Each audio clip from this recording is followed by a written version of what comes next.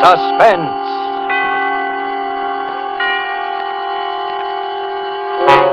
Tonight, To Find Help, starring Frank Sinatra and Agnes Moorehead.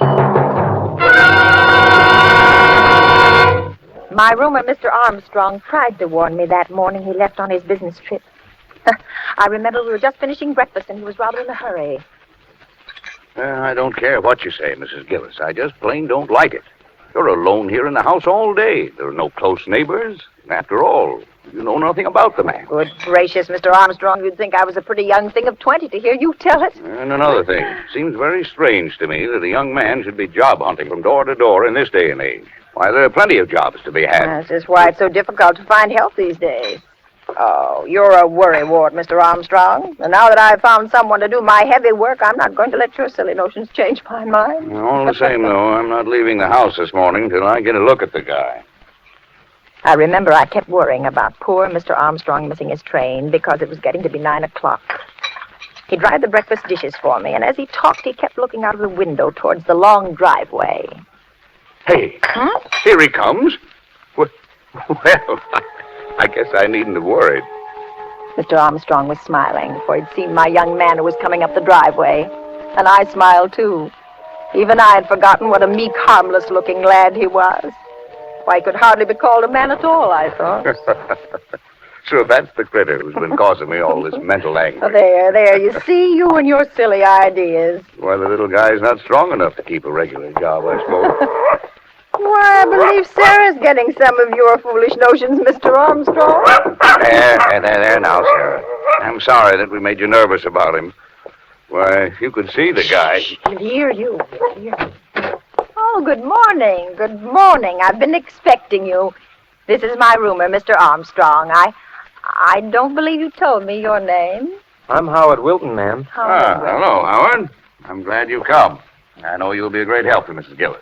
And you'll be company, too. Well, I'm off. Take care of yourself. I don't think you'll have much trouble.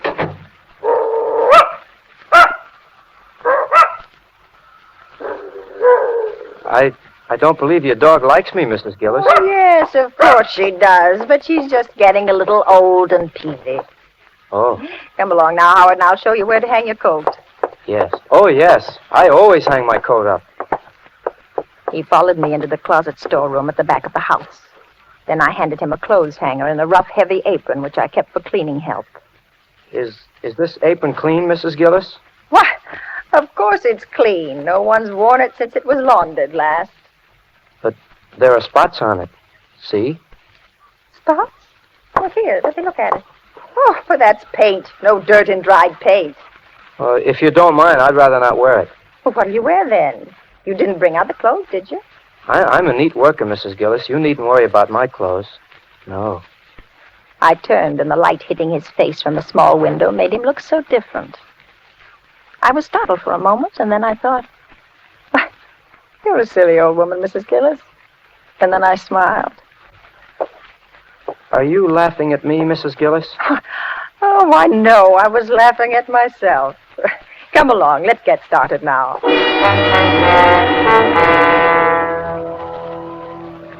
He'd only been at the den floor a short time when I heard him walk back to the closet storeroom.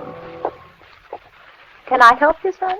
I'm going after my coat, Mrs. Gillis. I don't like it being out there in the storeroom. It's a breeding place for moths, you know. Oh, now, son, it takes longer than that for moths to do any damage. Perhaps you won't think it's quite so amusing when I tell you that it's my best and only coat. Oh, I didn't mean to hurt your feelings, Howard. Where would you like to put it? In the kitchen, perhaps? No, the cooking fumes wouldn't be good for it. I'll take it right in the den with me. That is, if you don't mind. Oh, go right ahead, Howard. If you don't mind. Suddenly, I was thankful that there was a phone. He was such a peculiar boy. I wasn't really alarmed. Not then, I wasn't. Still, it was good to know the phone was there. And that old Sarah was still in the breakfast room asleep.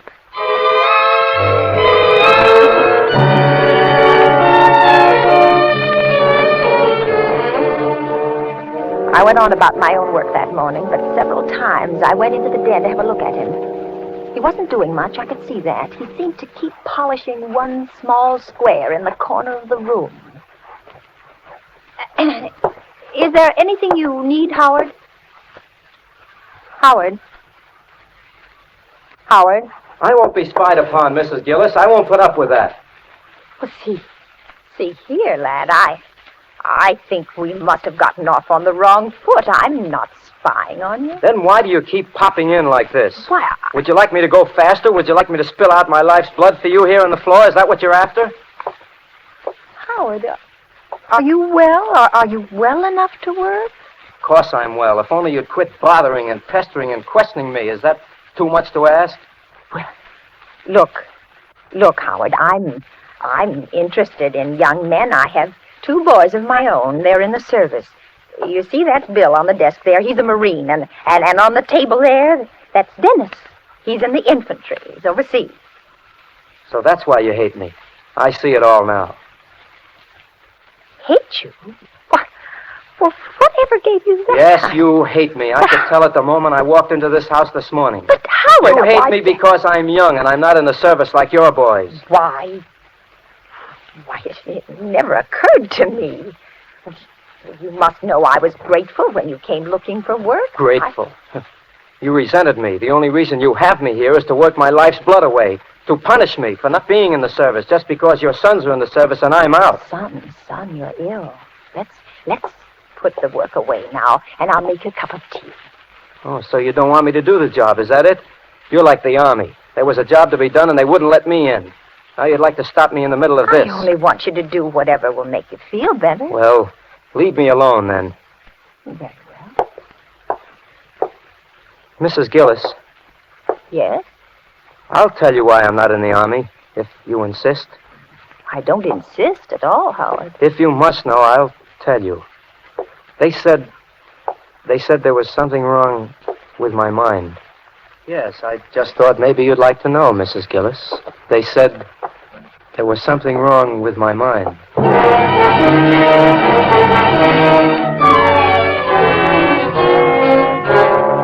The first thing that I thought of when I reached the hallway was the phone, but it was in the den with Howard.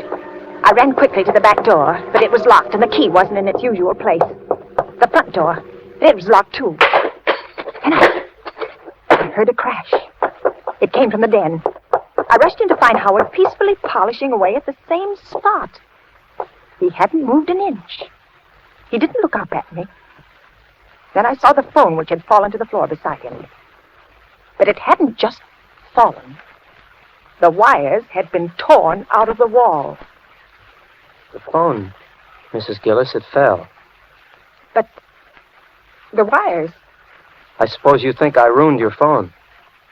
The wires? That happened when it fell to the floor. It couldn't have. That happened when it fell to the floor. But it couldn't have. I don't suppose you'll be able to use it anymore, Mrs. Gillis. Not for a while, anyway. No, I don't suppose I will. Sarah! Here, Sarah! Here, Sarah! Mrs. Gillis, Yes? you looking for your dog? Yes, I haven't seen her all morning. She was in the breakfast room. Well, she's not there any longer. Yes, I know. Where is she, Howard? Where is she? Yes, where is she? She's gone. Gone? If you've harmed her... She didn't like me, you know. See here, I've put up with enough, you know. You tell me where my dog is. What, Mrs. Gillis?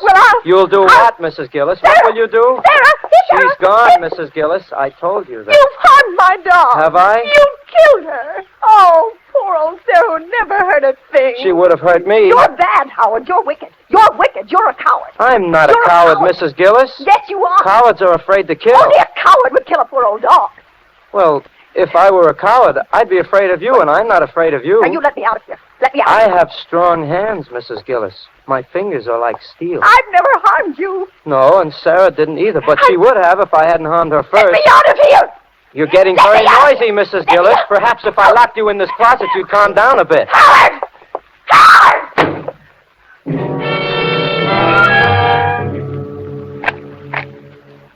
And then I heard the key turn in the lock. For a moment, I had the feeling of unreality. Was this really happening? But I found out soon enough it wasn't a dream. For the dim light from the little square window picked out a limp, lifeless object in the corner among the dusty mops. I knew without looking further what it was. Poor Sarah. Sarah, who never harmed a soul.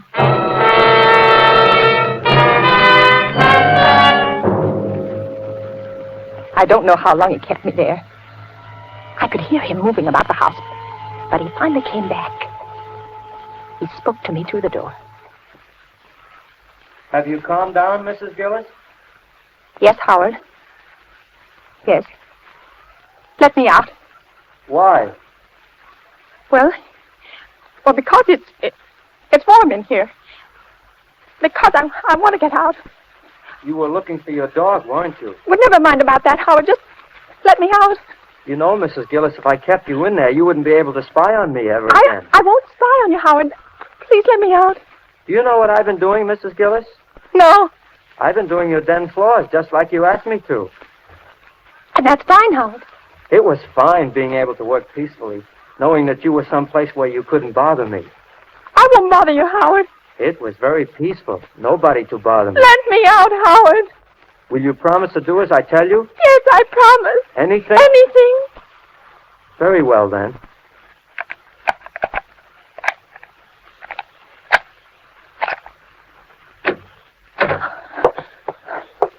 Now, no tricks. No. Feel my hands, Mrs. Gillis. He held them out before him. They were thin, weird-looking hands. Then he turned them over slowly, and he looked down at them. Are they nice hands, Mrs. Gillis? Yes. Yes, they're nice hands. But you haven't felt them. I knew better than to argue, and I forced myself to take hold of one of them. It was icy cold, and the floor wax had made it sticky. Have your sons as nice hands as these? Oh, no. No, they haven't. But they got into the army, didn't they? I'm just as good as they are, you know. Oh, of course you are, Howard.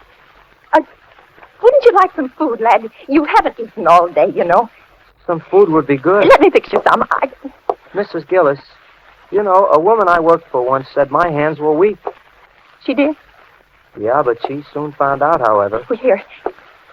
Here now, lad, I have some nice cold roast in the icebox. I taught her a lesson. And it'll only take me a minute to fix some salad. Are your son's hands strong, Mrs. Gillis? Not as strong as yours, Howard. I'll set the table right away. Mrs. Gillis, feel my hands again. They're like steel, you know.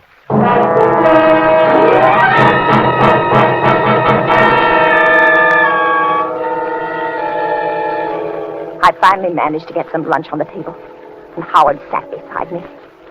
He didn't say much, and he ate very little. I tried to appear casual, to engage him in a conversation, just anything.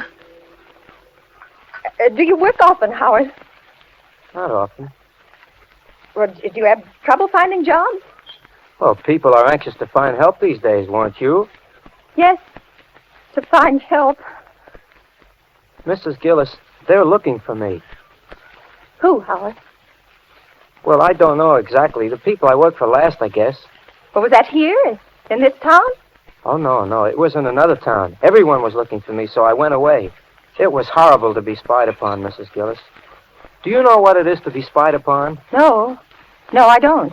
Would you like to know? No, I wouldn't, Howard. I think I'll spy on you for the rest of the day so that you'll know how it feels. No, Howard, whatever it is you want, just take it and go away. There's nothing I want, Mrs. Gillis. I only want to stay here with you. I can't stand it, Howard. I can't. I am an old woman. Now, please go away and leave me alone. I'm not going away, Mrs. Gillis. There's still a job to be done. I'll go away after I've done everything that's to be done. Howard, I have some money here in my pocket. I got it upstairs for you. It's a great deal, and I'll give it to you. I don't want your money, Mrs. Gillis. Well, then go away. Oh, that would be foolish. Then you tell her. Oh, no, I wouldn't. I wouldn't really, Howard. Go away, and I'll never tell her so that you've been here. I won't tell her so. I don't believe you, Mrs. Gillis, and I don't trust you.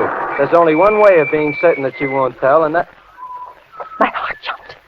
For when I looked out the window, I saw that it was the milkman. Howard moved quickly to the window with me. Tell him to go away. I can't. I've ordered some extra things. And go into the storeroom until he goes. I can't, Howard. He knows I'm here, and he'll expect me to pay him. You promised to do as I told you. Now, will you tell him to go away? Howard, Howard, if I tell him to go, he'll think something's wrong, and then you'll get caught for sure. All right, Mrs. Gillis. Take whatever you've ordered, but if you pull any tricks, you'll be sorry. He opened the cabinet drawer, and I saw him take a knife out. Without another word, he stepped back between the stove and the wall, but he was still within easy reach of me. Oh, my hands were shaking. The milkman knocked as usual at the window over the sink. Just a moment. Well, good afternoon, Miss Gillis. Good afternoon. Lovely day, isn't it? Yes, it is. Miss Gillis, I think I have good news for you. Oh, you have? Yeah.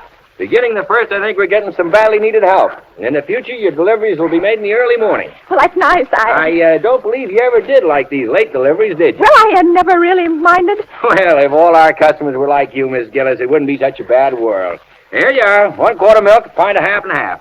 Bye, Miss Gillis. But the extra things, you forgot them. The extra thing? Yes, the extra things. Now, don't tell me you've forgotten the eggs and the butter. I'll get them right away. Mrs. Gillis, I'm going to give you one more chance. When he comes back, you're going to get rid of him. Do you hear? And if you give me away, I'm going to kill you. I'll kill you before he can get inside this house, and I don't care what happens to me. I won't give you away, Howard. I won't give you away. I'll only pay him. I have to do that. Shut up and remember. Well, here you are, Miss Gillis. Thank you. Anything else? No, that's all. Miss Gillis, I'm sorry, I can't stop to talk to them. Howard stood for a moment behind the stove. His eyes were blazing. Then he spoke without moving. You're very clever, aren't you, Mrs. Gillis? What do you mean? You thought you were going to put something over on me, didn't you? I sent him away, didn't I? The extra things you ordered. There weren't Yes, any. there were. You saw him. You heard him. He didn't know what you were talking about. The milkman had returned. Oh, he stood outside the window. Howard looked at me, and I saw his knuckles go as he clutched his knife. This is your last chance. Get rid of him. Yes, I will. I will, Howard. I will. Sorry to bother you again, Miss Gillis, but you forgot the points on the butter. Oh, yes. Yes, the ration point. Here you are. Sorry I had to bother you, Miss Gillis, but you see, I have to... Yes, I'm busy. Can't you see I'm busy? Tell me when he's gone, Mrs. Gillis. I stood by the window and watched.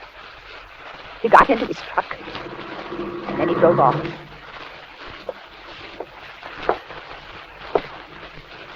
So that was your scheme, was it?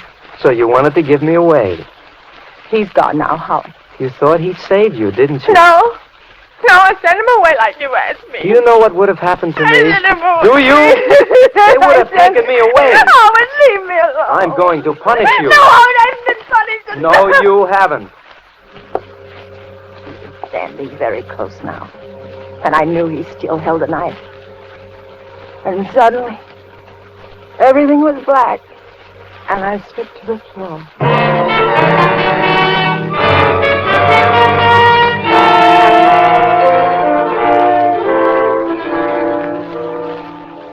When I came to, I was in the den, on the den floor.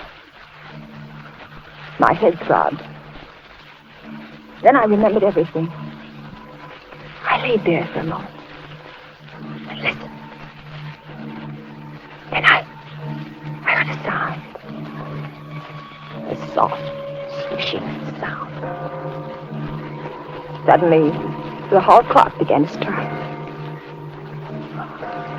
Why, it was 5. I'd been unconscious for longer than I'd thought. I sat up.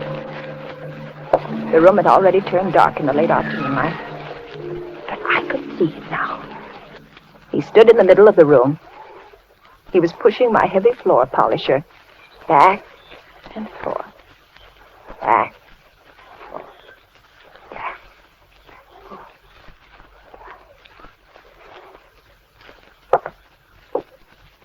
What time is it, Mrs. Gillis? About 5. Well, I guess I'll call it a day now. I've done a nice job, haven't I? Yes, Howard. Very nice. I think I'll be going now. I got to my feet. He paid no attention. He picked up his coat, which he'd placed over a chair when he'd taken it from the storeroom. Then he looked at the floor again. Doesn't it shine nicely, Mrs. Gillis? Yes. Yes, it does. Was it worth $5 to you? Oh, yes, Howard. I have nice hands, haven't I, Mrs. Gillis? Yes, Howard, you have. Here, take the money. Thank you.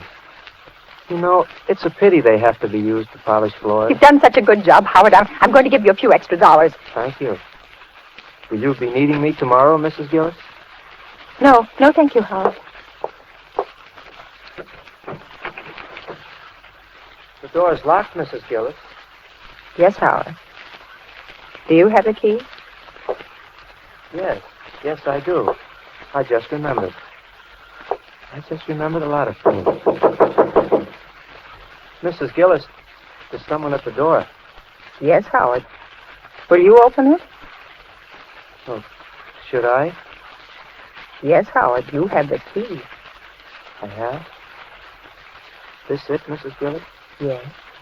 Yes, it is. Open the door.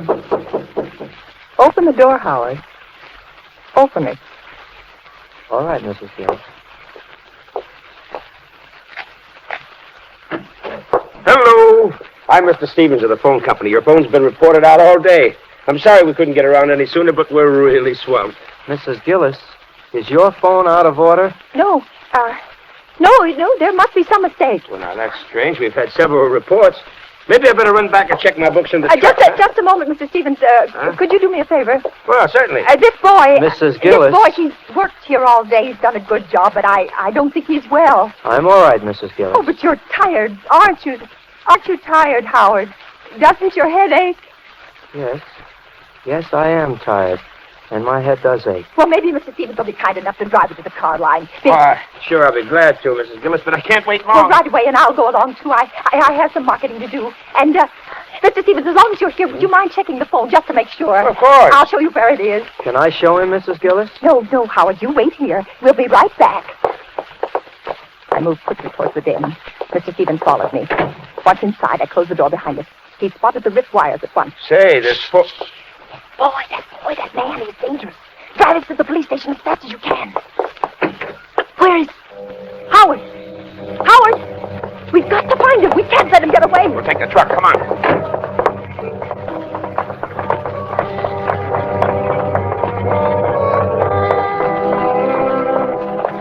But when we reached the car, I suddenly saw him. He was sitting in the front seat with his coat folded neatly over his lap. Were you looking for me, Mrs. Gillis? Yes, Howard. Yes, I was. Are you ready to go? Yes, I'm ready.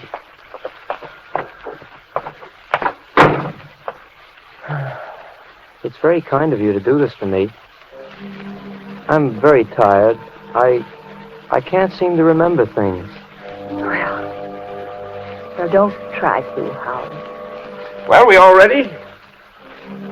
All ready, Mr. Stevens. All ready, Mr. Stevens.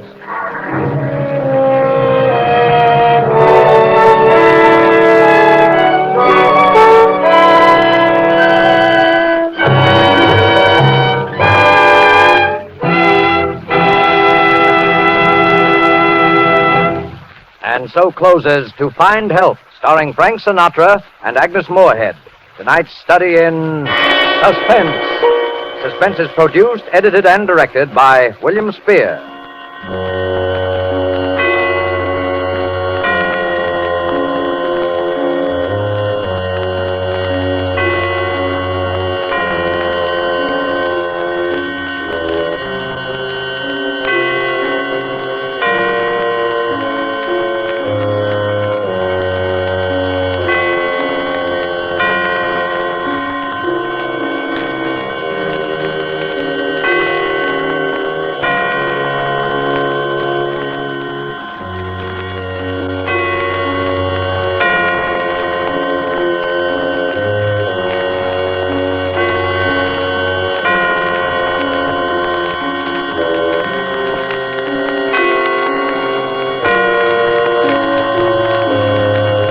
This is the Armed Forces Radio Service.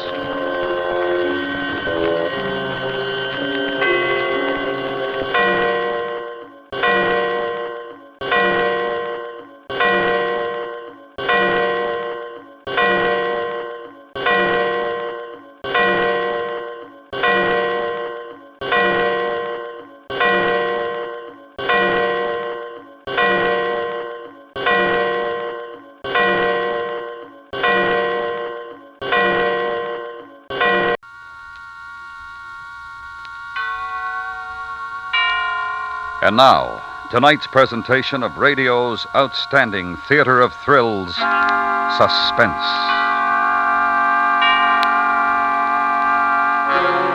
Tonight, the story of the terrifying escape of a dying man. It's called Odd Man Out. So now, starring Ben Wright as Johnny, here is tonight's suspense play, Odd Man Out.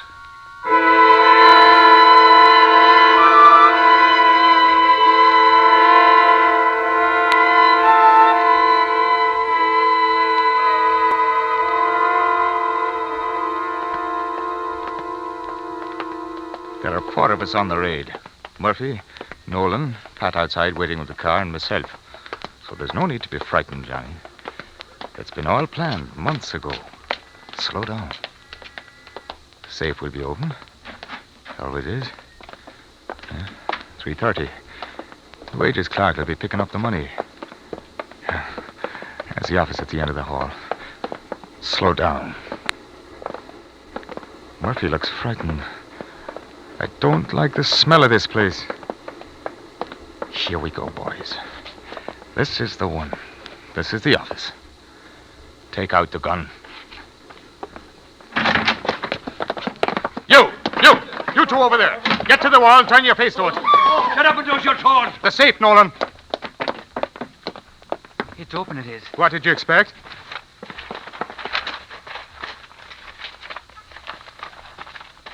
Hurry, man. Hurry! It's all in. Come on, then.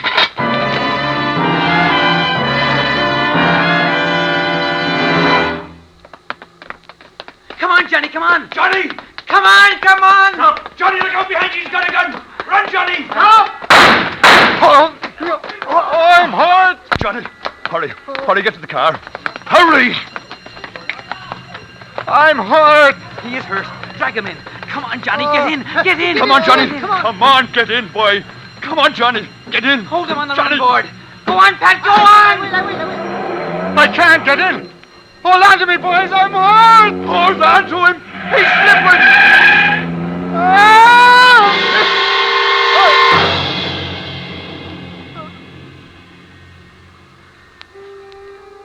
Oh, this is a hard bed. And I'm waking from a dream I've had. No. Something has happened to me. There was the car, and Pat, and Murphy, and Nolan, and I got to get away. I got to catch up with them. Wait for me, boys! Wait! And it hurts. Oh, it hurts. Johnny, all right? He's dead. No, he's not. We'll have to carry him. Oh, listen to that, man. There's no time. We can't leave him. Johnny. Oh, look at his poor arm. Oh, We'll never make it. Pat! Back it up, Pat! Bring the car! go on. Would you leave me be? Go on. No, Johnny. There's no time. They'll all be out looking for us. We can't get away. You leave me? Would you put me down? Run, Nolan. Go back to headquarters with Pat. No, it'll be the end of you. We'll get through somehow. No. Why doesn't Pat back up? You do as I say. I'm done for. Will you get out of it? Oh, Johnny, no. I'm the chief. That's an order now. All right. Hold on to me, Johnny. There's a shelter across the road. You heard what I said, Murphy. And the devil with you. I'm staying.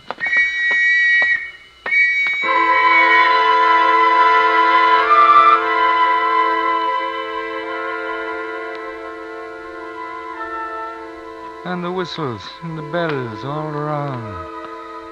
It's a dream. 'Cause I'm crossing the road with Murphy and there's people standing, watching us. And I'm wounded. It's not a dream because of the pain. I killed a man. That's how it was. And he wounded me.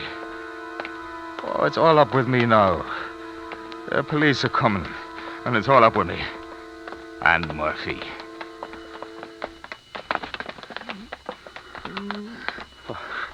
Here's the shelter. All right. Inside, Johnny. Hurry.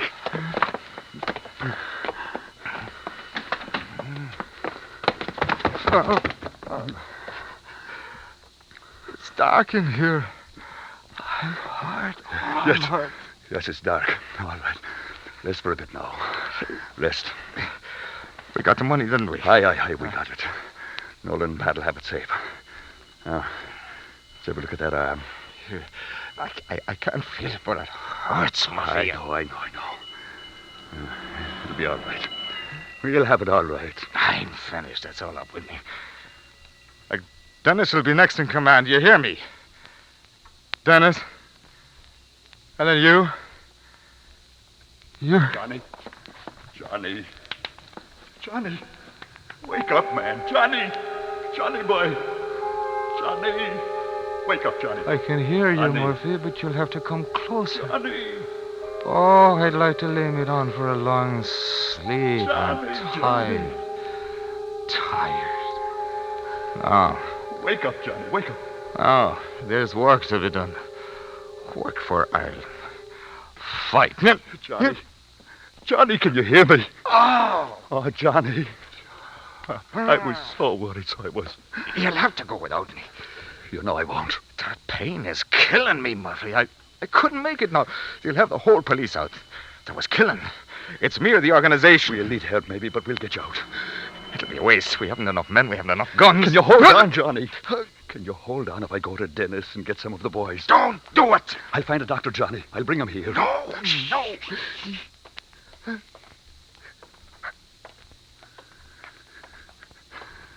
Have they lurked in the shelters? No, the people said they ran off to the east. You trust those for witnesses? Don't be daft. Come on. Johnny, get back here behind the crate. Quick.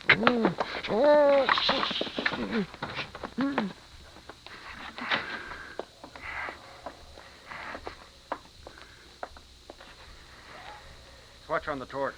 Right. Now, over there. They wouldn't have come in here. It's the curtain we'll be finding them when it starts to close in. Johnny Murtagh's the one was wounded.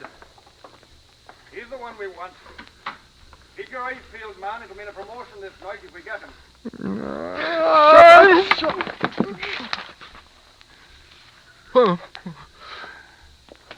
I'm sorry, Johnny. I'm sorry. Now listen to me. Are you listening, Johnny? You keep yourself here. You'll be safe now. They've searched. Don't move. Something went wrong, Murphy. We had it planned. I know, Johnny. But it doesn't matter now. Will you listen, man? The organization will have to lay low for a bit now. You know that. We'll pass the word. Things will quiet down. All right. But first, we've got to think of you. I'm going to get out and bring help. I'll do it, Johnny. We'll get you away, Johnny, but you mustn't move from here. What happened to Pat? Nolan? Are they away? For the love of... I told you, Johnny. I told you they're all right. What's that? Over there. Maybe someone got in the back. I dropped my gun at the mill. Shh.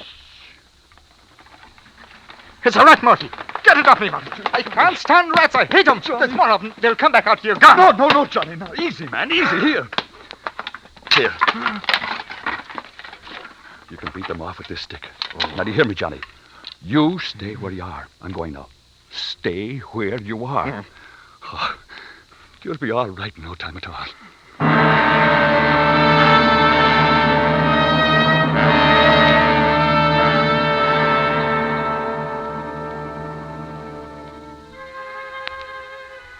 What am I doing here in this place? What is happening to me? I never had such a nightmare before. We've got to get out of this. Oh, it's dark. Oh!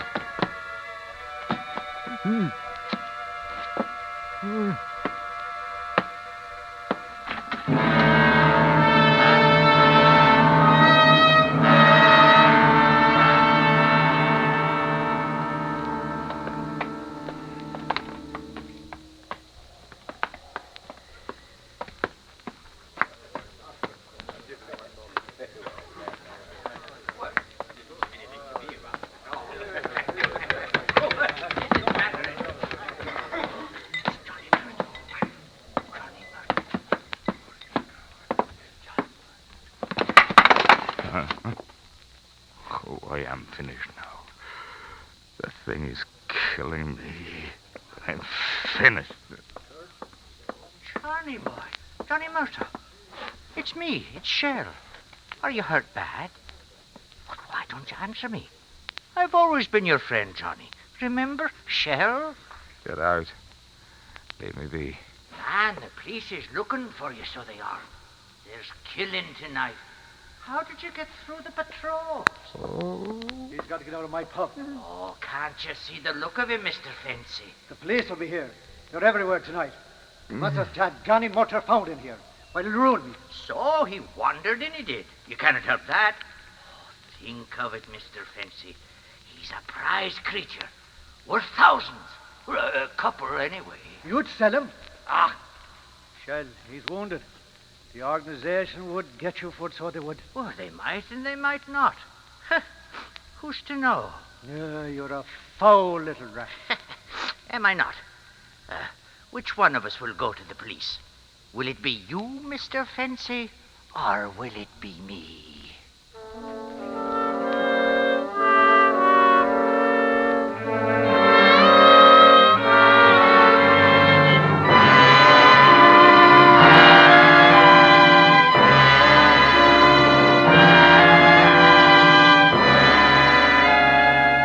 You are listening to Odd Man Out, tonight's presentation in radio's outstanding theater of thrills, Suspense.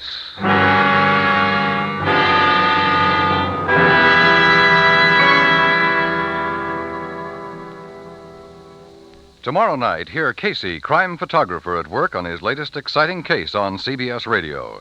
Casey's resolution to treat his girl Friday, Ann Williams, to a gay New Year's Eve comes a cropper when a note from a copper, a dead man's message, throws a big wrench into the works. It's Casey's last and most exciting for 54. Casey rings out the old with gunshots on Crime Photographer, tomorrow night on most of these stations. And now we bring back to our Hollywood soundstage Ben Wright, starring in tonight's production of Odd Man Out, a tale well calculated to keep you in suspense.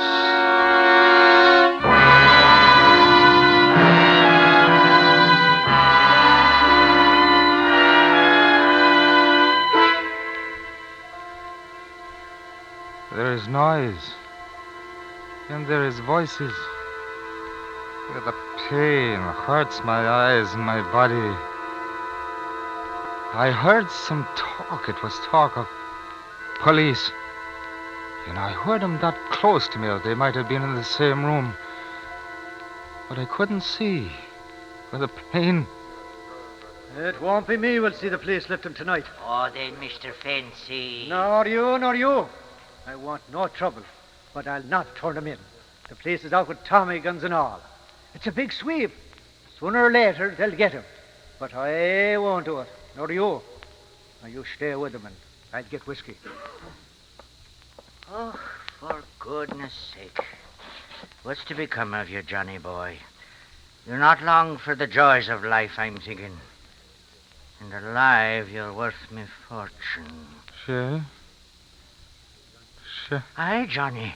Johnny, I'm your friend. It's your friend Shell. What can I do for you, poor man? I was supposed to stay where I was. They're coming back for me. Murphy's bringing them. Dennis, Pat, Nolan, Seamus. I was to be where Murphy left me. Heaven preserve us, the whole organization. Altogether, it'd be worth it. Where, Johnny? Where were you to be? Where's the place, man? I got to get back. They'll be looking. They'll be trapped. Oh, dear help us, you're in a desperate state. You can't walk the streets, you can't. Listen to me, Johnny, listen. I'll take you. You'll need someone. You couldn't move in the city alone. I'll take you. I'm telling you straight. Do you hear me, Johnny? Come on, Johnny, let me help you. I got to get back. Oh, you have. Yes, I'll take you. That's it. Rest on me, Johnny. We'll find them. Oh, Mr. Fancy. Careful, Johnny. We'll go the back way out. What are you up to, Shell? Now, I told you... Sure, I'm helping is all. He has to meet his friends to save him. We're going out the back. Put your head out, Mr. Fancy, and see if the coast is clear. And get a pint. He'll need it.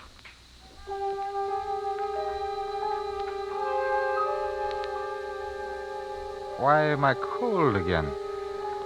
The wind. I don't want to walk anymore. Shell. Shell it is, but no one trusts Shell. What am I doing with Shell? Where is it taking me?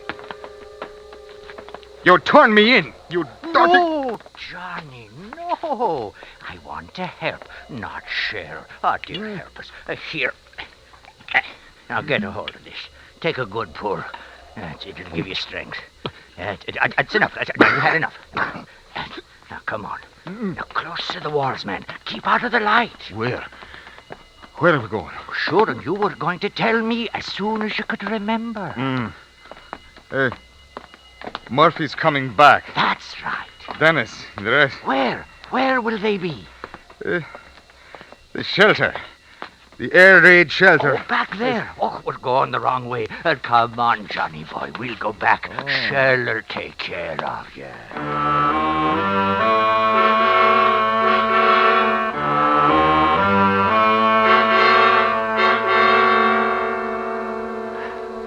Johnny, come on. We can't rest here in the middle of the street. There's police all about. They'll see you sure, Johnny. I had a gun. What happened to my gun? Merciful, he's raving. Johnny, there's people coming now. We're done for. You hear me, Johnny? I didn't give you up. You hear me? I tried. It's him. There he is. Oh, Murphy, it's me, Shell. I was trying to save the poor man, taking him to the shelter. He'd wandered in his delirium he had. Johnny, it's Agnes. Huh? You'll be all right now. Dennis is bringing the car round. You found him. Listen, they're all around. We haven't a chance. Agnes, down the alley. Take him along. We'll hold them off. Yes. Put your arm over my shoulder, Johnny. Here, help us. It's the police. Oh, they're in the street. Look. Hurry. Take him down the alley. Quickly, Johnny. Come quickly. on, Johnny. Hurry, we'll all be killed. We'll take him to my place. Where is it? Not too far. No, Agnes. I've got a gun. They won't lift us. Oh, he's killing him. No. Then going back. Would you give me the gun, Agnes? It wouldn't do any good. There's too many of them. There's been killing. I killed a man. A man killed me. And I'm alone now. And it's a bitter wilderness. But why am I running? Oh, it's cold, so it is. But why am I running? I will not run. I will not! Johnny. Can't you keep him quiet? If he wakes him up in the tenement, we're done for sure. We're almost there, Johnny. Then we'll get a doctor. Oh, you must be quiet when we go upstairs to Shell's place. I am quiet. I haven't said a word. What happened to the boys? Oh, it's all right. Don't make any noise. The old woman downstairs will give us away in a second if she knows.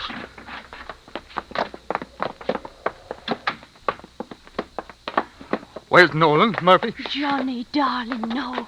You must be quiet. I can't walk anymore. I want to rest. Oh, my, he'll have the whole place. A few more steps. You can do it. Sure you can, Johnny. All right, I'll open the door. Agnes. Yes, in a minute. We pulled it off. We did. We got away with it. I know. Inside with him, for dear sake, quickly.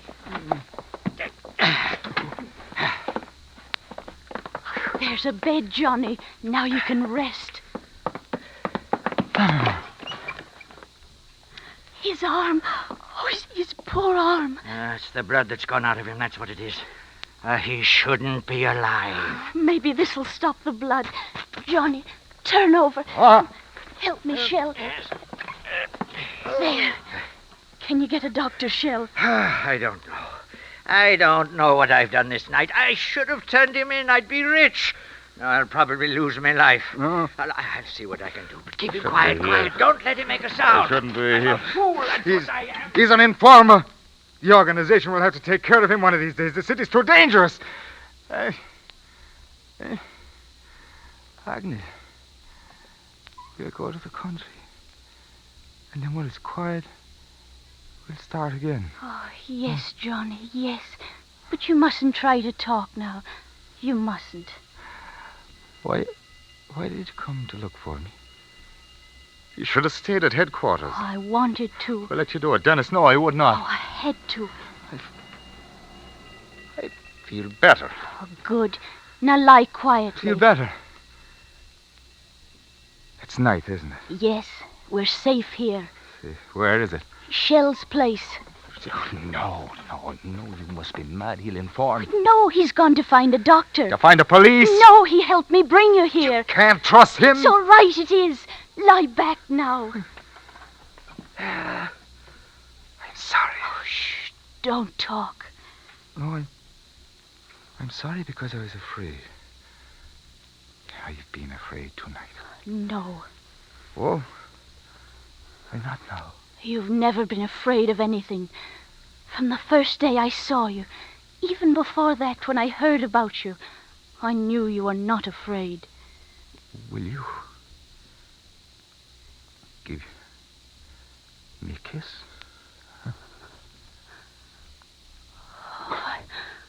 I love you. I never had time for that. The organization... I love you. The organization has had you. Let them leave you to me now. No. You're a woman. You wouldn't understand. It's my life. And They're coming. They must have recognized me on the street or someone informed. I ran. But they're moving down the street. We get out the back way then. No, it's a cordon. You can't. Not with him that way. He's the one that's informed. He's the one. No, Johnny, no. I swear it. No. Run while you can, Shell. No, but you'll be... Go on. Oh, I'm sorry, Johnny. Sure I did my best. Agnes, will you give me the gun? Shoot him. He's the one. Informer! Informer! No, it's all right. You let him go. You let him. Yes. And you hold the gun in your hand without shooting. Lie quiet. It will be all right. They won't take us. They won't. I love you, Johnny. I love you. Then this is how it might have been. Agnes. The scent of her mouth. Soft. How about the fight? And what about the fight? They can't beat us, and they won't. They won't. Open the door! Police! Why'd you give me the gun? Give me the gun. No. I'm the chief. Now, will you give me the gun? Johnny, no. Give it to me! Agnes! Agnes. I love you.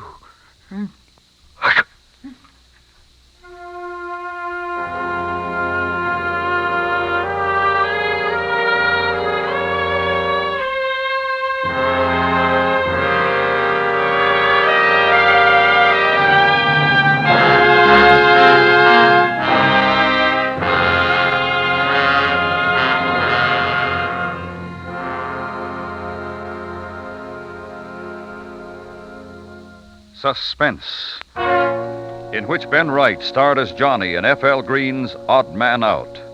Next week, the story of the terror and death aboard a seagoing tug in the North Atlantic. That's next week on Suspense.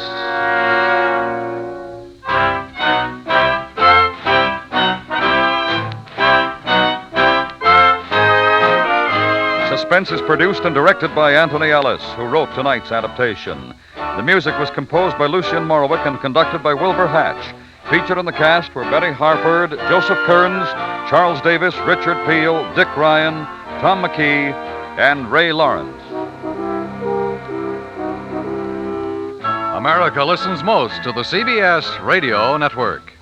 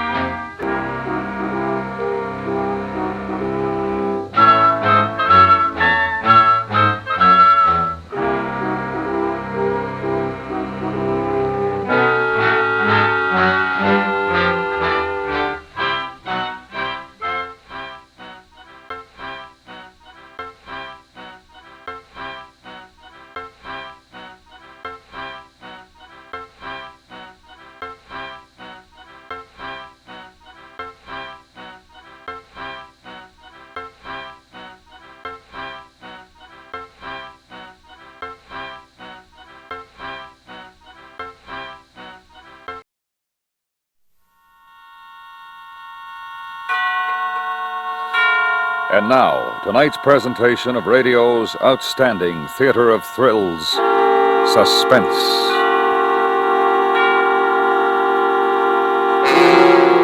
Tonight, the story of a handicapped man and the woman who holds the key to his freedom. We call it Give Me Liberty.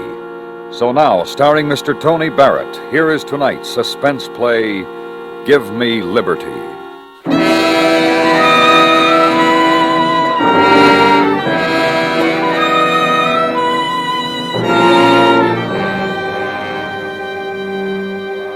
I embezzled $250,000. I want you to know that needed brains, planning, patience. I devoted 3 years of my life to the trick, and I got away with it. $250,000. Well, of course, they caught me very easily, but they couldn't find the money. I wouldn't tell them where it was. I got 7 years for it. My right wrist was handcuffed to the left wrist of a detective, and they put me aboard a train bound for the penitentiary. I could see that the detective had had instructions to soften me up. He was much, much too kind. You comfortable, Mr. French? You want a magazine? Anything? I'd like to be able to lift my hand without raising yours into the air. Can't you guard me without being quite so attached to me? Why, sure, I guess we can work that out. Tell you what, you sit next to the window. I'll kind of box you in, and that way you can wear the cuffs all by yourself and nobody loses. Yeah, thank you. Let me get my keys.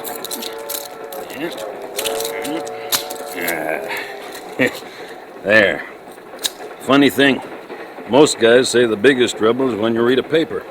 5 inches of chain don't give you much room to turn a page. I'm not worrying. I'll have 7 years for reading. 7 years and $250,000. Say, how smart does a guy have to be to get his hooks on so much lettuce? Would you like some of it? Are you kidding? Well, all right, let's make a deal. You drop the key to these things on the floor, and then go have yourself a nice lunch. Huh? Oh, sure. And when do I see Mr. French again? When I meet you to pay off. Mm-hmm. I wouldn't be taking kind of a chance there, would I? You know, to tell the truth, you wouldn't be taking a chance at all. How come? Oh, why should I escape?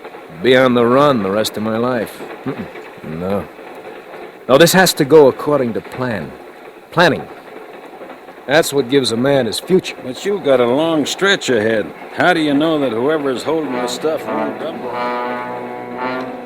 It was a stupid conversation, and I was only making words. I looked out at the fields and brooks and houses rushing past. I wouldn't see these things for 7 years, not counting time off for good behavior.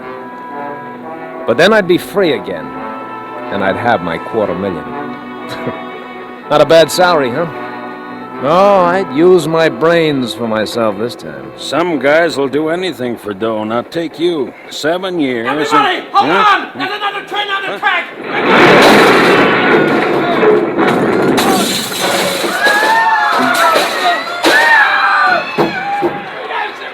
Our car lay on its side in flames, and most passengers who could move got through the broken windows. French, give me a hand. It was the detective, his legs pinned by the wreckage. Move, will you? You want to see me roasted? What can I do with my hands like this? Where do you carry the key? What do you want with a key? You can pull me out by an arm, can't you? You can grab me by the hand. Get rid of me! We'll both die here if I can't use my hands. You can use them good enough. Where's that key? I can't find it, French. It ain't in my pockets. Look on the floor. You're a liar. It's a fire. Get me out of here, please. The only weapon was a suitcase. I kicked him in the face. I smashed the suitcase down on his head. And he didn't have the key. I emptied his pockets down to the last crumb of tobacco while the fire crept closer. He hadn't the key to the handcuffs. And I wanted it. Because this wouldn't be an escape. This would be a disappearance. What a chance. What a chance. I would have my liberty and I'd have my money. There's somebody in that car! It looks like somebody's moving there! Is there anybody in that car? Is there anybody? Hey, Pete! Hey, Pete! Bring that extinguisher over this way, whatever! I threw away his pistol. I wouldn't need a gun. I used my head. I squeezed my college ring on his finger. I switched wallets. Is there anybody in that car? Hey, Pete, this way! Over here! There was a conductor out there, a crowd of passengers. I got to the opposite side of the car. No one. Not a soul, and there wasn't a splinter of glass left in the window. I slid down the side of the car. I cleared the wheels. I struck the ground running. A few moments, a few hundred steps, and I was safe in the darkness. I was free. They'd think I was dead. And I had $250,000.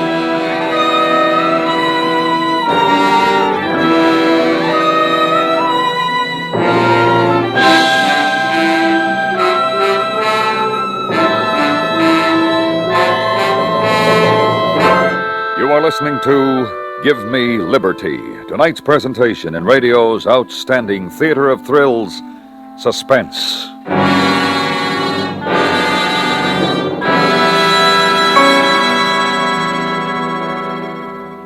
Tomorrow night, CBS Radio's FBI in Peace and War goes into a car-stealing racket that involves a youth from one of the community's most respected families.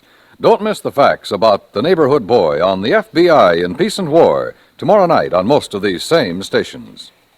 And now we bring back to our Hollywood soundstage Mr. Tony Barrett, starring in tonight's production of Give Me Liberty, a tale well calculated to keep you in suspense.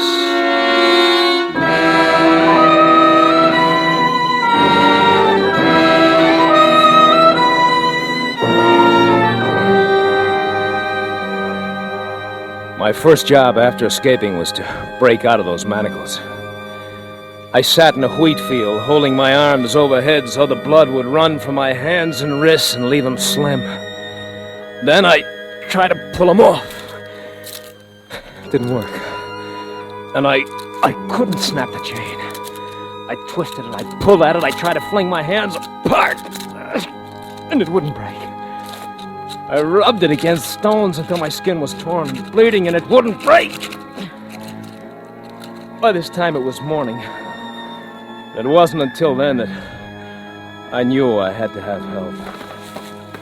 I pushed through the wheat and the corn beyond it. I stumbled down a slope into a barnyard. Down, Jack! Down! A woman was standing near one of the hen houses, a pan of chicken feed in her hand. What do you want? There was nothing I could say. She had seen the handcuffs. Come on. What do you want?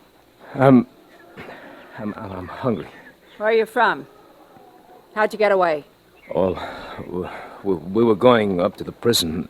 There was an accident. Well, what do you want from me? Look, you lend me a file, and if you could spare some food, I'll be glad to pay you. You don't have to pay me for anything. Wait here. Jack, you watch him. She went into the house, and the dog got down on its belly and put its nose between its paws. And its eyes never left my face for a minute. Then through the stillness, I heard the cranking of an old-fashioned wall telephone, and I knew what she was doing.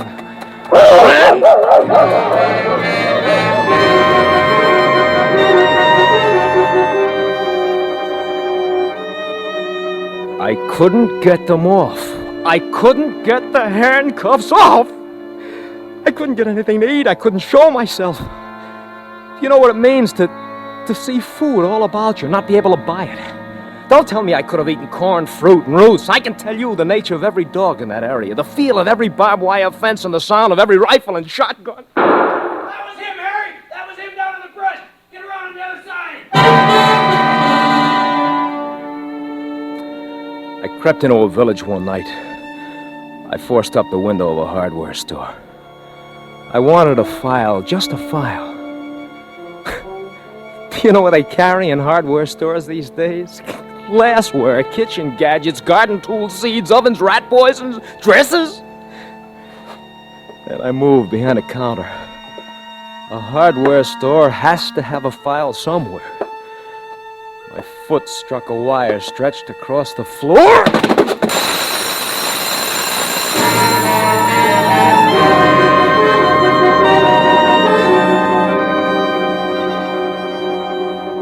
How tired have you been?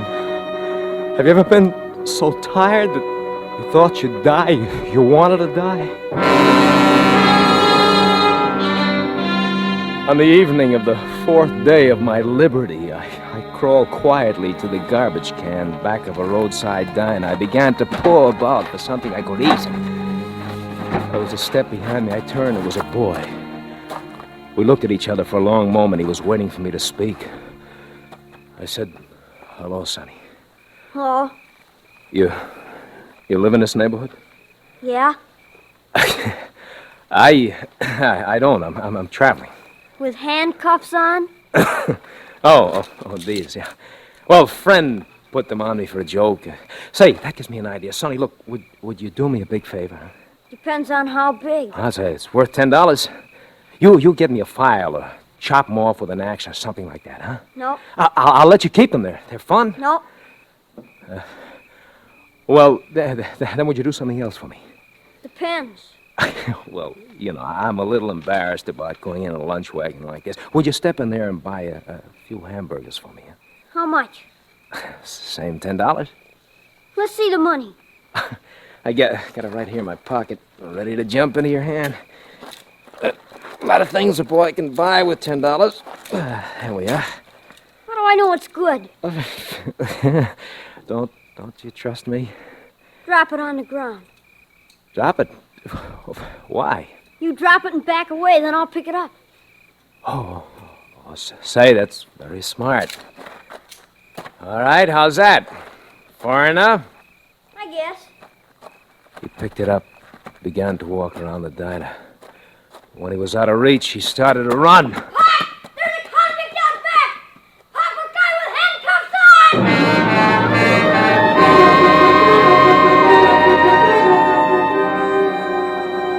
I got away, and I couldn't tear them off. I couldn't. I had $250,000 buried away, and it was worthless to me. Do you know what can be bought with $250,000? A man's soul can be bought for less, but I couldn't buy a 10-cent file. I spent that night in a nest of cast-off railroad ties stacked at a siding. When I opened my eyes in the morning, I had company. A very tough-looking hobo in blue jeans and a navy coat. She was counting my money, smoothing each bill with loving care. She grinned when she saw that I was awake. Good morning, chum. You sleep like an honest man. What's the matter, chum? Never speak till they bring your orange juice? Look, I'm in trouble. I want you to help me. To get the bracelets off? Yes. That chum, wouldn't that be kind of silly? I might lose all this hard-earned dough. Look, there's more where that came from. A lot more. I'll make you rich. Yeah, I've heard that one before. So long, chum. No, listen. I've got $250,000. Yeah, I know. I get feelings Look, like that. come back, will you? It's true. Don't you read the papers? I'm Earl French. I never heard of you. Look, just go into town and buy one of the newspapers. 6 days ago, I stole $250,000. Mm-hmm. And you're wearing those things so they won't pick your own pockets. Oh, please, don't try to be clever. Don't you understand? I died in the train wreck near Scottsville. You're sure about that, chum? You died only a few days ago? No, they only think I did. Look, get those newspapers and come back here with a file and some food. Chum. Don't order me around. Just take it easy. Maybe I'll be back.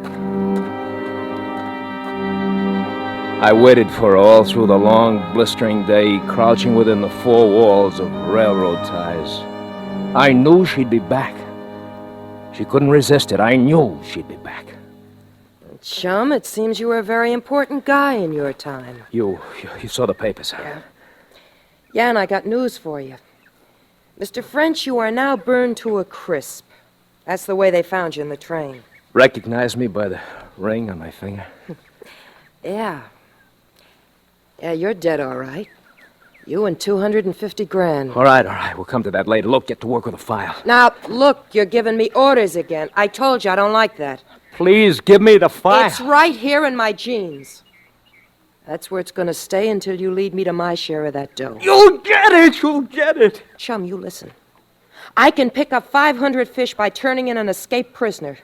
Or you can dig up that treasure chest and buy this file for half the dough. It's over 100 miles away. I can't ride a train or a bus with these on my wrists. It's okay, chum. We'll walk. I've done it before. But we'll be seen. Not at night. Oh, how will I eat? Where will we sleep? You'll sleep in the woods and I'll bring your grub to you. Me, I'll sleep in town where I'll be snug and safe. You don't take this file from me, chum. Not till I see my half of the dough. And that's how it was. That same evening, we started to walk. At first, it wasn't as bad as I made it sound. It gave me time to think. And I knew I'd think of something. Don't start thinking I trust you, chum. I don't. A lot of things can happen before we get there. No, I'll do what's fair. We'll split. If we don't, I'll split your skull. And don't kid yourself that I won't. I've been waiting a long time for a break like this. We walked, with the handcuffs digging so deep into my flesh that I began to believe they were part of me. Yeah, she brought me food, but she wouldn't come close enough to hand it to me. And every time I reached for anything, it was torture. My hands and wrists, they were a mass of misery. As though I were a pet animal on a leash. My friend always walked 6 paces behind me. Oh, she was smart. I realized I had to get away from her, and soon. The morning I decided to do it, she found me a shack to hole up in. I could hardly wait for her to leave, go into town. Oh, this place looks good. I'll meet you back here tonight. All right. See you tonight. That's the way I like you, chum. Nice and agreeable. Well, why not? Why shouldn't I be? I'll see you tonight as usual. Sure. Is there anything special you'd like me to bring you to eat? No, nothing special. Chum, I think you better turn around. Why? Because...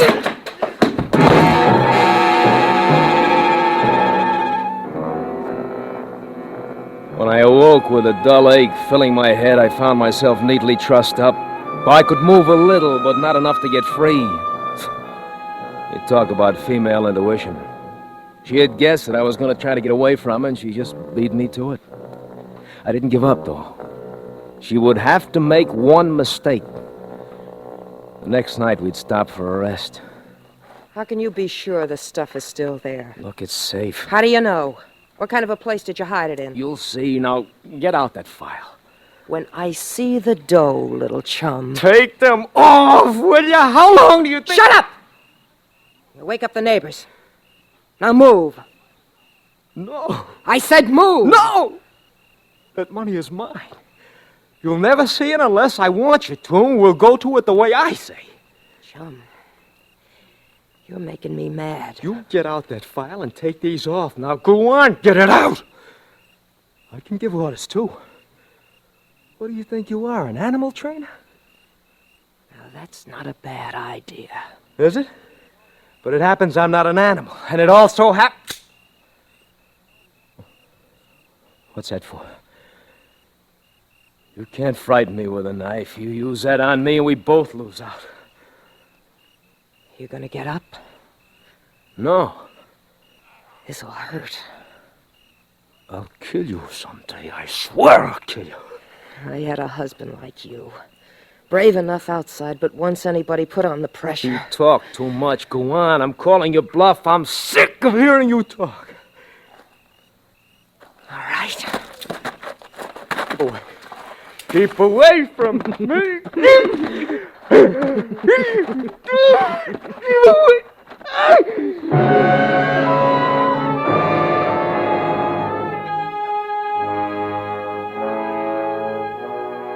We walked. How I hated her. And she was sure she'd beat me down altogether because she didn't even bother now to make lousy jokes at me anymore. Oh, she was very quiet after that. And a little careless. I stopped now and then. She'd bump into me in the darkness, but I just never had a chance to get my hands on her. And then a couple of mornings later, I said, here it is. What? The money. Where? Was standing over it. Are you trying to kid me? We're standing in the middle of the highway. You didn't do any digging here, chum. Look, there's a culvert running under the road here, a 24-inch pipe. Come on into the ditch, I'll show you. You didn't stick that dough in the pipe, it had washed away. It's not in the pipe. It's in a deep crevice between the pipe and the concrete. Pull out some of those stones. You pull them out. With these hands, I can't touch anything without screaming, pull them out. Prince, help me. If this is a gag... She believed me. She had to. She saw the truth in my eyes. The money was there, my $250,000. She bent over to tug at the stones. She turned her back to me for the first time. That was it. That was the mistake I was waiting for. I sprang forward and I cast the handcuffs down on her head. The back of her head. Her head. Her neck. I cast them. Oh, the pain in my wrist, but I didn't care. I just didn't care.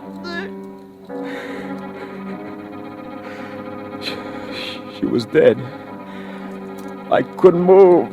My hands, my poor hands, I had to wait till the shock drained all of them. I reach into her pockets for the file. It isn't there. Must be in this one. No, no file. She hasn't got a file. She never had one. The cheat! The dirty little cheat!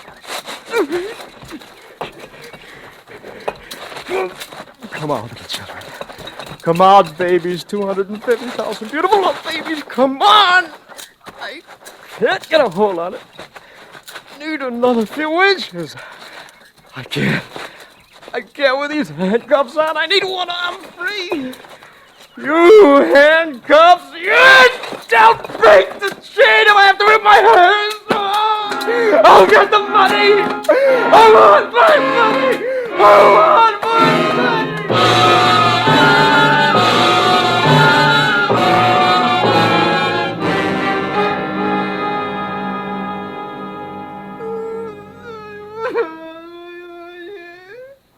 Well, that's the way I found him, Chief. Sitting in the ditch beside the dead girl. He hasn't stopped babbling since. All right, lock him up. I'll notify the city authorities. Tell them we got Earl French here.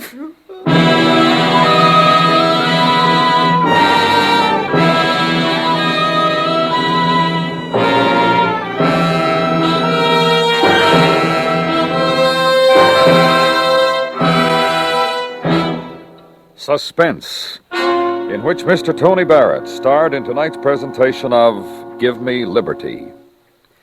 Next week, Suspense will bring you a repeat performance of one of the most controversial stories ever heard over your radio.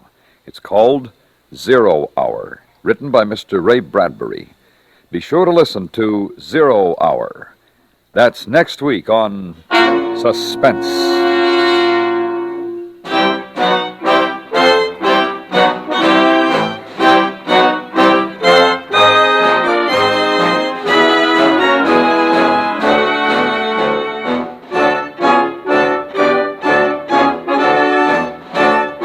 Suspense is produced and directed by Anthony Ellis. Tonight's script was written by Herb Meadows.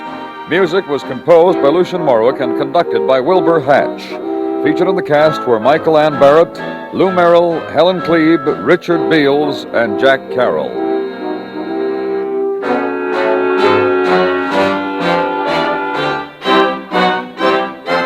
Ride a real squad car with Night Watch, Thursdays on the CBS Radio Network.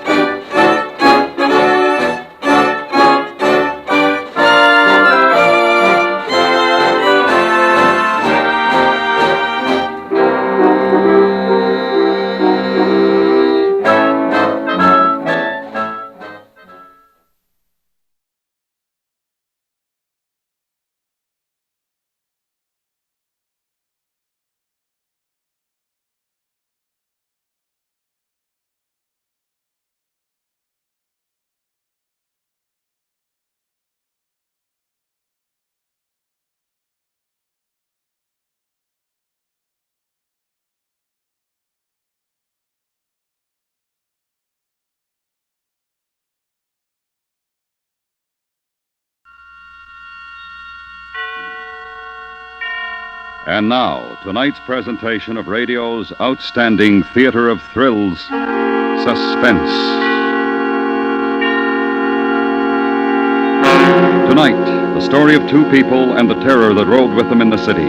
We call it Backseat Driver. So now, starring Miss Vivi Janis and Mr. Parley Bear, here is tonight's suspense play, Backseat Driver.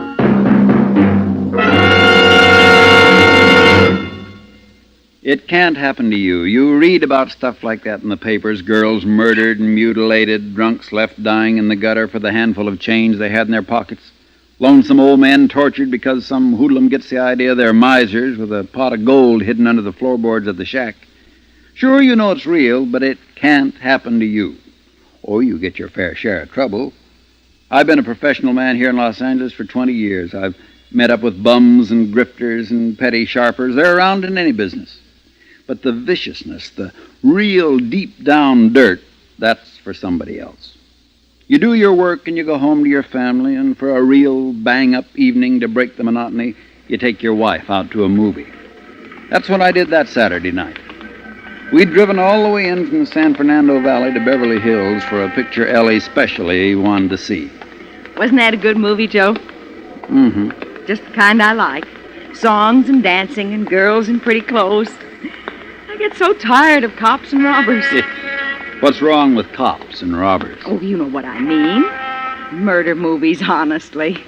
All the policemen stupid and all the crooks sneering out of the corners of their mouths. The stuff those Hollywood boys dream up. You'd think the streets were knee-deep in blood and you couldn't hear yourself think for a machine gun. Oh, you get him first, honey. Yeah, okay.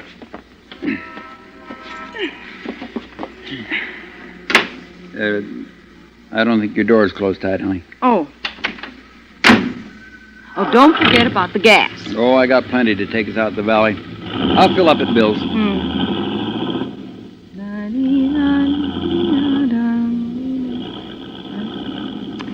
Remember how that song goes, Joe? What song? In the picture. You know, Two on the Moon. The one the boy sang to the girl. Oh, that one. Let's see. Oh, heck, I don't know. Well, we'll hear it again on the radio. How about turning it on? Set her at KNX. We ought to get some news in a few minutes. I'd like to hear whether they caught that fella. That murderer? Mm-hmm. They spotted him in L.A. this afternoon, but he got away. I know, you told us at supper. Makes us shiver. Oh, don't worry. He won't get away with it.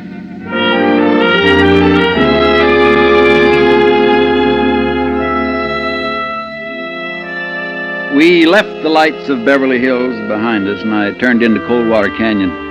It's as quick a way as any to get us across the Hollywood Hills to the valley. It's dark in the canyon, quiet, with mighty little traffic at night. I flipped my lights up full, and we swept up the side of the ridge. The news program came on, but I didn't pay much attention. The fellow was talking about brush fires. They'd already put out the one near my place, though they were still patrolling it. We were over the ridge and sliding down to the valley before the program got to the part I wanted to hear. The latest news on the New Hampshire murderer. Oh, there it is. Yeah, put it up higher, Ellen. Wiped out an entire family in Greenlee, New Hampshire. Today he was spotted 3,000 miles from the scene of his crime. At 5:30 this afternoon, the patrolman saw and definitely identified Matrick in downtown Los Angeles. However, by darting through heavy traffic at the risk of his life, the killer was again able to make his escape. According to neighbors of the slaughtered family, Matrick first appeared in Greenlee about a year ago. From fingerprints in the Noland home, Louis Matrick has been identified as Lloyd Matthews, ex-convict. He is wanted for questioning in the robbery and murder of a New York storekeeper a year ago, a crime that netted the killer less than $20. Matrick, or Matthews, is 32 years old, height 5 feet 9 inches, weight 155 pounds. He has blue eyes, light brown hair, nose slanted to the left. When seen this afternoon, he was wearing a blue suit and gray pork pie hat. It's awful. Just awful. Not pretty, no. Somewhere around L.A. this minute. Joe. You think it's right us leaving Annie and Bud all alone while we... now, Ellen. Annie's grown up, and Bud can take care of himself. You can't wrap those kids in cotton wool. I know. I'm silly, I guess. Neighbors close all around. All they'd have to do is yell. Joe, what would make a young man do a dreadful thing like that? Could be a lot of things. Maybe he's got a screw loose. Maybe he went nuts over a girl. Maybe he gets a kick out of killing like some of them do. You know all the answers. Hey, don't you? Joe! Keep going. Go on, keep going. I got a gun here. I'll use it. Now, you just keep going like this and no tricks. Otherwise, I'm going to blow a hole right through your wife's head. I've had experience in these things.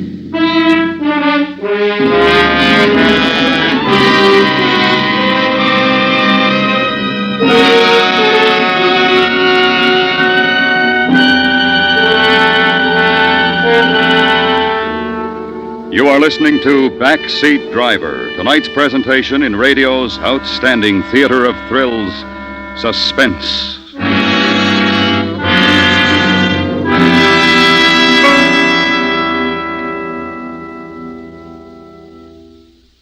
Remember that phrase. Thursday night, hang on to your chair.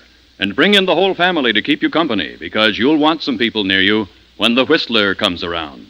You'll hear his mysterious whistle open the door to another mystery on most of these same CBS radio stations. And now we bring back to our Hollywood soundstage Miss Vivi Janice and Mr. Parley Bear, starring in tonight's production, Backseat Driver, a tale well calculated to keep you in suspense. I drove that car like we were skirting the rim of the Grand Canyon with nothing between us and the bottom but a mile of country air. This was it. The thing that happens to other people, to the ones that end up on slabs in the morgue. But not to me. Not to Ellie. The first car we'd seen since we left traffic swooped down behind us. It passed, but not before the headlights caught our passenger clean in my rear view mirror. He was hunched forward, sitting on the edge of the back seat so as he could keep the gun rammed into the nape of Ellie's neck. He had light brown hair, pale eyes, and a nose that slanted. His mouth twitched, jittery. As the car went by, his eyes caught mine in the mirror and flickered. Keep your eyes on the road. Sure. Lose your hat? Bright boy, huh? Like I said, you know all the answers. No, I didn't lose it. I stuffed it down a drain. Still wearing the blue suit, though. I figured it changed pretty quick now. Think yours will fit me? You can have the suit and the car. Just let us... Shut up. Let's see if you can both be bright enough to keep your trap shut. Turn left on Ventura. Take the slow lane. Don't try playing no tricks. I've been here before. Okay by me. That's real white of you. Straight out to open country, Mac. Then I'll take the missus up on that offer, the suit and the car. What happens to us? Well, you just walk home. What else? Play it safe and you ain't got a thing to worry about.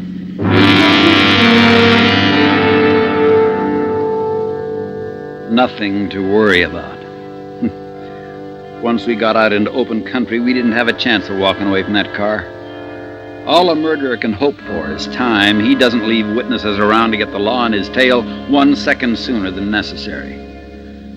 All I could do was stall and pray and make what feeble gestures I could at Lady Luck. The thing that came into my mind was so risky it brought my hair up on end, but there was a chance, provided that trigger finger didn't start jerking.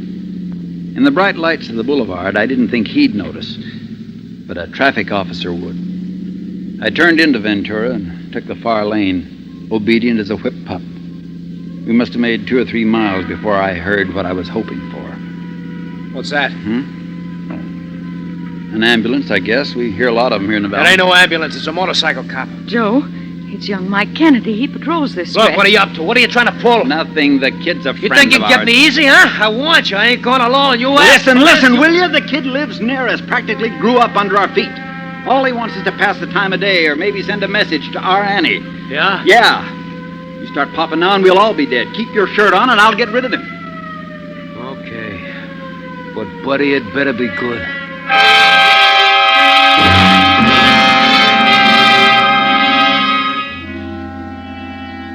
I pulled over to the curb and Mike came up alongside. He sat balancing the bike between his knees and the grin on his face was a mile wide. It had worked. At least we were still alive and Mike wasn't 2 feet away. But where'd we go from here? I had to think, but my brain was wet wool and my tongue stuck to the roof of my mouth. Good evening, sir. Well, what do you know if it isn't Uncle Joe? Something funny, kid? Well, after all the times you've read us the riot act about observing the letter of the law. Oh, brother, wait till I tell Annie. What's the matter with you, Mike? I didn't notice anything wrong. Hi, Aunt Ellie. Oh, nothing much the matter. Just Uncle Joe here proceeding sedately out the boulevard with his headlights up full. Headlights? My golly, that's right. I must have forgotten to dim them. Now, we oughtn't to forget these things. Someday a big bad cop might come along and haul you off to the Oh, hello. This is our new neighbor, Mike. Mr. Anderson. All right. Oh, glad to meet you, sir. Oh, I didn't know there were any vacancies out our way. Well, there weren't until recently.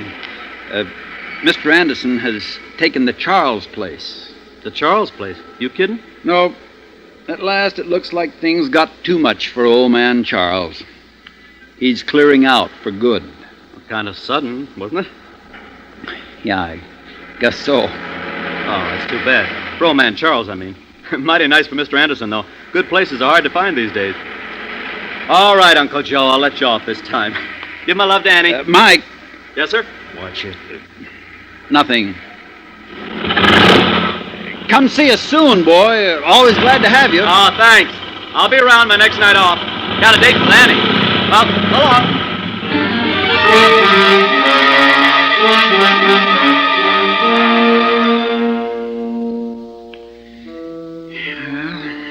That was that. Mike turned his bike and headed back down the boulevard. The chance had come and gone, but it felt to me like half my mind went off of that boy yelling at him. Must have been half a minute before I could pull myself together and ease back into traffic. Nobody said anything. I didn't dare to, neither did Ellie. I couldn't see her, but I could feel her holding herself stiff as a ramrod, scared even to turn her head. When 2 people have lived together as long as we have, each one knows what the other one's thinking. I went back to driving and praying. That and cutting my eyes up to the mirror just in case there might be a white motorcycle eye following us. There wasn't, of course. In the back, I knew he was watching, too. Those flickering eyes darting like lightning between us and the rear window. The way I'd figured it, we'd started out with just about enough gas to get us back to Bill's station. When we hit that, the meter ought to show empty. The gas gauge was hidden from me by the rim of the steering wheel, but I was pretty sure I was right. I waited until I saw the red and green lights above Bill's pumps a block and a half away, and then very slow and easy, I slumped over for a peek at the gauge. I leaned just a little too far. Sit up. Sure. What now? What were you looking at? I was just easing the crick out of my neck. Yes, you was. You was looking at the dash. So that's it, huh? Fresh out of gas. Now, look, I just remembered it. Don't give me that. You knew it all along. From now on, you keep your hands on the wheel, Mac, but let me do the driving.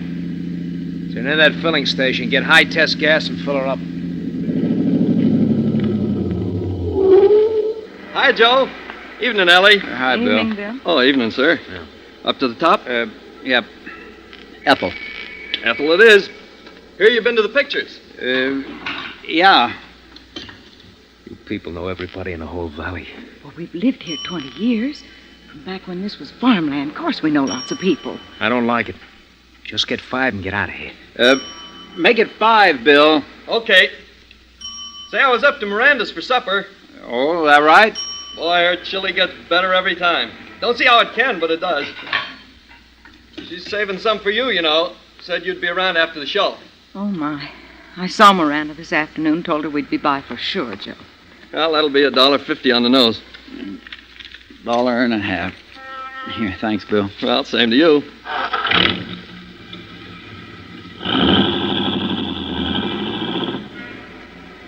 What was all that about, that Miranda stuff? Nothing much. Come on, I gotta ask you everything twice. Miranda runs a drive-in up the road a ways. On show nights, we usually drop in for a carton of chili to take home. I just hope she won't call home when we don't show up and get Annie all worried. Wait a minute. Drive-in, you said? Yeah. And this Miranda could start checking on you? Oh, no, I didn't mean that. It's just that... She could call your Annie, and between the two of them, they'd have the cops on the lookout for you before midnight, huh? You're crazy. Yeah, like a fox. I ain't kept ahead of the buttons all this time by taking chances. We'll just pick up that chili, Mac. You want me to go to Miranda's? Why not? Leave Annie get a beauty sleep. I can cover a lot of ground before tomorrow morning. I ain't eaten so good lately. I could use the food, too.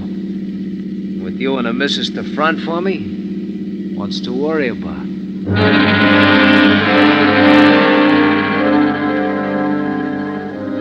He was right about that. I went back to driving and praying. Miranda's place is one of those goldfish bowls, mostly glass, with light pouring out across the space marked for outside service. She saw us pulling up, grabbed a quart carton off the back shelf, and hustled to the door. Here you are, Ellie. I was just saying to Betsy, better fix up that chili, Betsy. It's about time Ellie and Joe was showing up, figuring the distance from Beverly Hills. Oh, who's that in the back seat? I don't seem to recollect your face, young man. Though anybody will tell you, I never forget a face. Well, this is Mr. Anderson, Miranda. He just came out from the east. Oh, is that a fact? Say, Joe, you planning to go straight up Ventura home? Why, sure. Well, don't you do it. Go the back way, even if it does take longer. Of course, that brush fire between here and your place is out, but there are still 50, 60 men patrolling it. What's that? But that ain't nothing to what's going on further out the valley. That new fire's clean out of control, licking up hundreds of acres. They've been sending truckloads of firefighters past here all evening. Road's blocked for miles, they tell me. The road is blocked? For miles, they tell me. All them poor ranchers losing their homes. Being from the east, mister, you wouldn't understand, but brush fires is awful things once they get out of control. Yeah, thanks. Joe, suppose we start moving, huh? Let's take the back way to your house. To our house? What say? You staying with Ellie and Joe? Yeah, until I can get into my own place. What are we waiting for, Joe? Good night, Miranda. Good night. Well, goodbye. Be sure you come see me, Mr. Anderson. I'll be looking for you.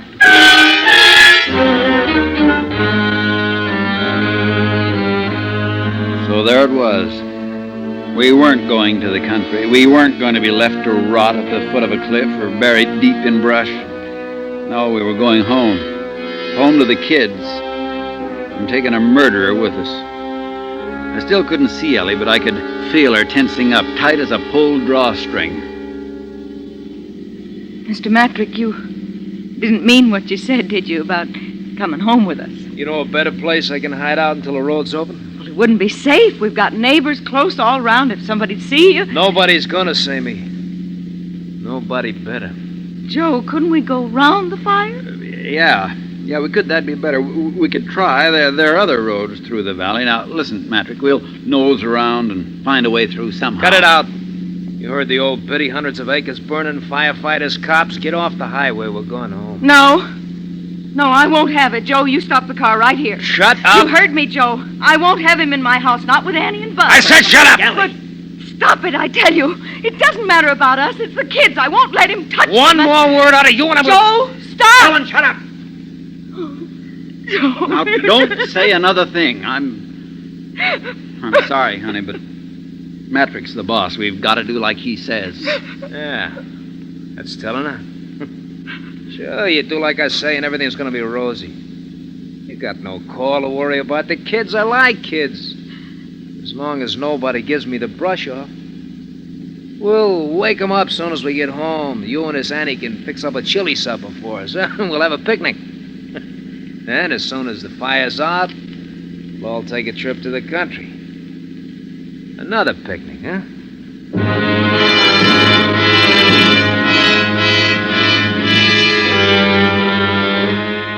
It took a long time, but it had to come to an end. I saw the bulk of the house looming up. There was light sneaking around the edges of the blinds up in Annie's room. She wasn't asleep after all. She'd been sitting up in bed, maybe plastering red stuff on her fingers and dreaming about the date with Mike. Bud's room was dark. He'd be wrapped in covers like a cocoon and dreaming whatever boys dream. I couldn't remember. I pulled up to the concrete walk I'd poured with my own hands before there was any Annie or Bud, and then I cut the lights. In a second or two, my eyes got used to the dark. I could Make out the high hedge Ellie planted around the place and our roof rising up beyond it. Out, missus. Face the house. Now you, Mac. Slide out the same side. Stand beside her.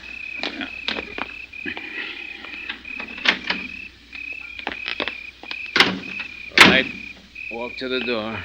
Slow, no funny business. I'm right behind you. Look out! I'll kill you! Hold it, boys! It's okay, Mike. I got it. You all right, Uncle Joe? And Ellie? Ellie, you all right? All right, indeed. Smack flat on my face on a concrete walk and you falling on me. There's nothing wrong with her. That's my girl. Well, just don't stand there. Help me up. Here. There we are. I've got to get in the house before the kids come busting out here. I won't have them mixed up in this. Well, how's he doing, boy? I got him through the gun hand in the right shoulder, see? Lucky shot, cop. If you weren't lucky, you'd all be cold meat by now. Maybe. Matrick, isn't it, Uncle Joe? That's him. Miranda described him to you? The old girl doesn't miss a trick. She even knew you were taking the back way home. You left a clear trail, Uncle Joe. That's slick work. I had to get him out of the car before the fireworks started. Ellie didn't stand a chance. She helped, though. Ellie catches on quick. I'll bet. Mean guy like Matrick, you make him think you don't want him to do something, he'll break his neck doing it. I let on I was trying to run out of gas, and that got us to Bill's. Then we both made out there was no sense going to Miranda's, so we get bowled into going to Miranda's. It was 1,000 to 1 she'd run off at the mouth about the brush fires and scare him into hiding out. After that, all Ellie had to do was turn on the hysterics. He was dead set on coming here. Yeah, bright boy, like I said. Yeah, bright enough. You did all right, too, Mike. I was watching the rear view mirror all the time you were trailing us, but you never showed. You knew I was there, though. When one officer starts double-talking another officer, he wants to know why. What officer? What double talk? You never said a thing to him except I'd bought someplace out here. Yeah. The Charles place. Yeah, poor old man Charles. In a tough spot. Moving out for good. What's wrong with that? Matrick, didn't anybody ever tell you it wasn't smart to take up with strangers? Maybe I'd better introduce myself. My name's Charles. Joe Charles, detective, homicide. Tonight I was off duty, just taking my wife to a movie.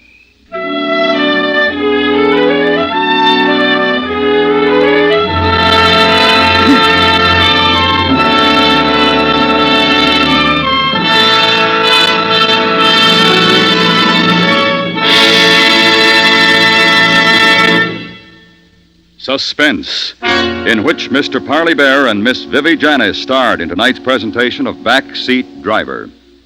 Next week, the story of twin identities in crime. It is based upon fact. We call it The Greatest Thief in the World. That's next week on Suspense.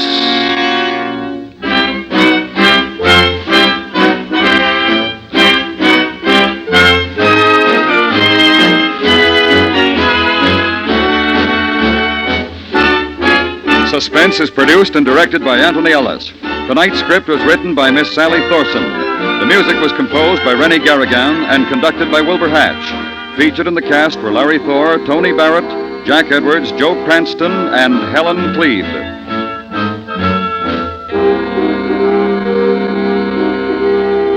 The Star's address is the CBS Radio Network.